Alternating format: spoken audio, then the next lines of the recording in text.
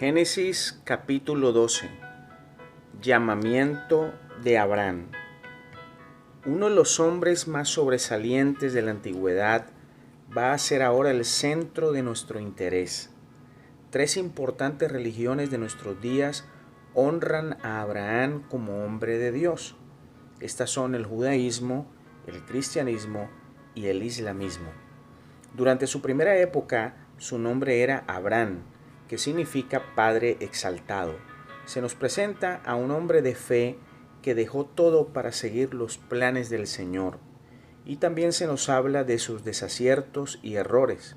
Era un hombre común, pero su confianza en Dios lo llevó a ser reconocido como el padre de la fe y el amigo de Dios. Abraham nació en Ur de los Caldeos, una de las ciudades-estado más prósperas del valle de la Mesopotamia. Era conocida porque allí adoraban a la luna bajo el nombre de Nanar. En Josué capítulo 24 se nos dice que la familia de Taré, padre de Abraham, adoraba a estos dioses. Pero un día, el Dios de Adán y de Noé, del que seguramente había escuchado hablar Abraham por medio de Sem, lo llamó a dejar su tierra, su familia y la casa de su padre para que fuese a un lugar desconocido, pues lo haría una nación grande. El Señor le dijo: te bendeciré y engrandeceré tu nombre, y por medio de ti serán bendecidas todas las familias de la tierra. Al que te bendiga yo lo bendeciré, y al que te maldiga yo lo maldeciré. Pienso que al escuchar el llamado de Dios, Abraham le cuenta a su padre y éste decide apropiarse también de esa promesa, y juntos partieron de la ciudad de Ur hacia aquel lugar aún desconocido. Lot también se fue con ellos, porque al parecer al morir su padre, Abraham, su tío, vino a ser como un padre para él. Y llegaron a la ciudad de Harán y allí se quedaron un tiempo. Las razones no las sabemos, pero podría ser una enfermedad de Taré, pues el papá de Abraham murió allí. Abraham salió de Harán y llegaron a la tierra de Canaán. Al llegar, viajaron hasta Siquén, donde se encuentra el encino de Moré, que queda entre los montes Ebal y Gerizim, cerca de la actual ciudad de Nablus. En estos dos montes se tomaron varias decisiones importantes en la historia de Israel. Fue ahí donde los israelitas se congregaron para escoger entre la bendición y la maldición. También allí Josué fue donde dio su último discurso y encargo al pueblo de Israel. Y allí también fue donde se dividió el reino de Israel en dos. En Siquén se le apareció Jehová a Abraham para confirmar su promesa y premiar su fe cuando le dijo: a tu descendencia daré esta tierra.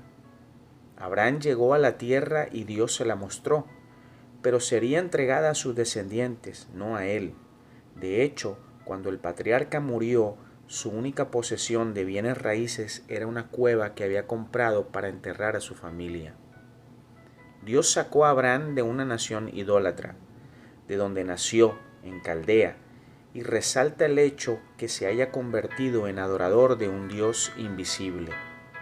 Cuando habitaba en medio del politeísmo, él se presenta como un seguidor del monoteísmo, porque adoraba a un solo Dios.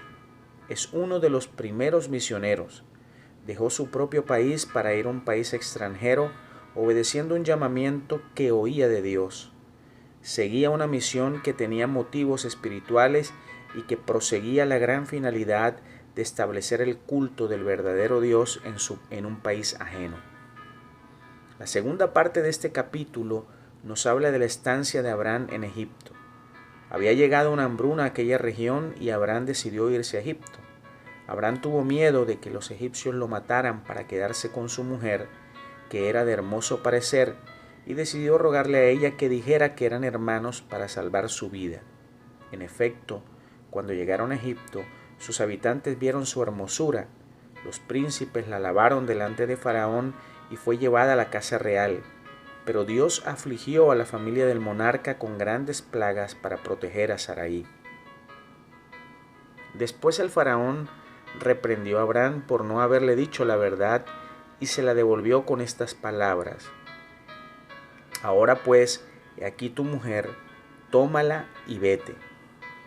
Fue una experiencia humillante para Abraham, y a pesar de su riqueza, su retorno a Canaán no fue una marcha triunfal.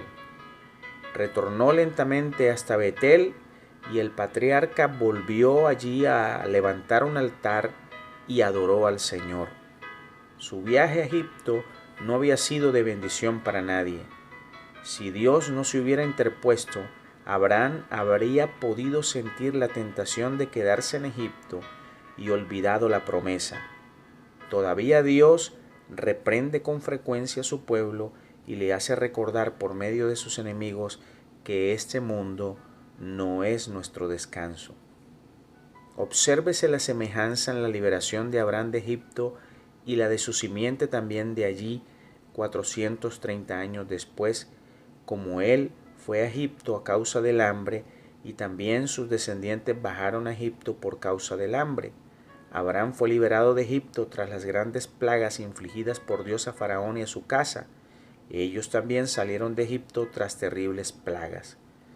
Porque el cuidado de Dios que tiene sobre su pueblo es el mismo ayer, hoy y por siempre. El Señor le dijo a Abraham: serán benditas en ti todas las familias de la tierra. Esta fue la promesa de Dios a Abraham que coronaba a todas las demás, porque apuntaba hacia el Mesías, en quien todas las promesas son sí y amén. Nótese que Jesucristo es la gran bendición del mundo, la mayor que jamás el mundo haya podido disfrutar. Es una bendición para la familia, pues por él entra la salvación en casa, como está escrito: cree en el Señor Jesucristo y serás salvo tú y tu casa. Hoy, en nuestra meditación diaria, así como Abraham tomó decisiones radicales acerca de su vida, y así como Cristo dejó su trono, se hizo hombre para morir por nuestros pecados, nosotros asimismo digámosle al Señor: llena, oh Señor, nuestro corazón de fe para hacer siempre tu voluntad.